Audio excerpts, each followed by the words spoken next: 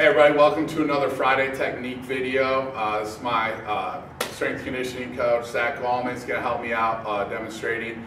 Today we're going to go over what I consider to be the best hip mobility exercise in the world. It's commonly known as the front squat. I know that seems odd to a lot of people, but over the years I've gone through phases where I've tried stretches and bands and all this crazy stuff to try to get the hips to open up. In all my years, nothing is more effective at getting the hips to do what we want them to do than just heavy front squats all the way down, ass to ankle. So we're going to go over the technique and the progression we use, trying to get people down there, because a lot of people have trouble getting down there at first. And you're going to have to check your ego at the door, because when you go all the way down in this, it's going to be a position you haven't been in. You're going to be weak, but it will open your hips up and you'll be much better off, and you'll be a much better squatter at the end of the day for it. So we're going to do start first. Zach's going to go ahead and get under in the rack position. So if you're dealing with your athletes, this rack position with elbows up, this is going to be for your bigger guys, maybe your offensive linemen. For your other athletes who can, we're going to go try a regular rack position. So the regular rack position, regular rack position is just the catch position for the clean. Now Zach's pretty big guy, so he has a hard time getting in that rack position. He can do it, but he only has 2 fingers on the bar. Not super comfortable for him, and because of his tightness in his lats and because of the size of his arms, that's a hard position for him to be in. So I don't recommend for your bigger athletes or bigger guys to really work on this unless you are an Olympic lifter. Then you have to be in that position. Then spending time on the mobility to get in that position is worthwhile. For athletes, power lifters, anybody who doesn't have to be in that rack position, then I don't recommend spending time on it. But if your athletes can get in it, it's a much preferred position to be in, because it takes mobility through the thoracic spine, through the lats. So we like those things because it promotes overall upper body mobility. So Zach's going to take the big guy rack position, and when he unracks it, one of the important things, Zach's lats are very, very tight. It's the same thing in the squat. You have to be able to keep those lats engaged in this, or you're going to end up bending over.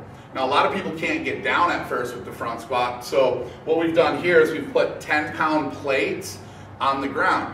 Now, that's a little higher than the lift on an Olympic lifting shoe, but for most guys who haven't done this before, or girls who haven't done this before, a lot of them need that to be able to get to depth.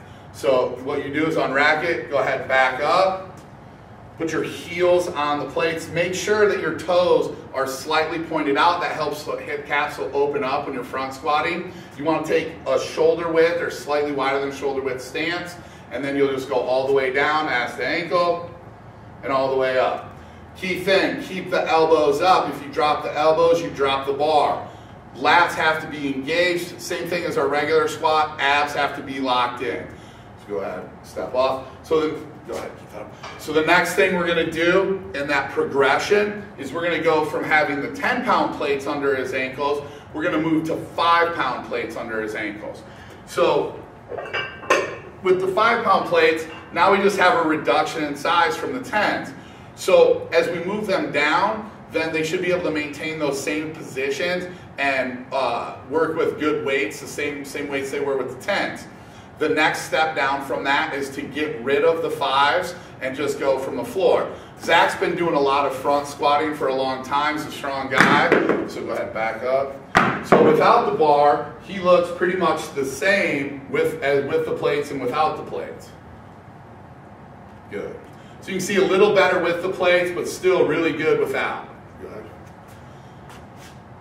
Now, with the front squat, what I like to say is it's going to choke you. So it's uncomfortable, it's okay. But you will pass out before you die, so don't worry about it. So that's what I tell all my athletes, tell all my clients. So don't worry about that uncomfortableness. You have to get comfortable being uncomfortable. But the main things here, I don't see a lot of people using the front squat anymore. I think it's an unbelievable exercise for building overall body strength, especially in your athletes. The power lifters, I can say that I very rarely ever see power lifters front squat.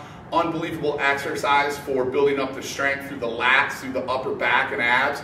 So if you're not using the front squat, please do, and I hope this technique and progression helps you be able to master the front squat and build your numbers. Thanks. Go to our website, spotathletics.com, for more information. Like us on Facebook and find us on Twitter. Thanks. Have a great weekend.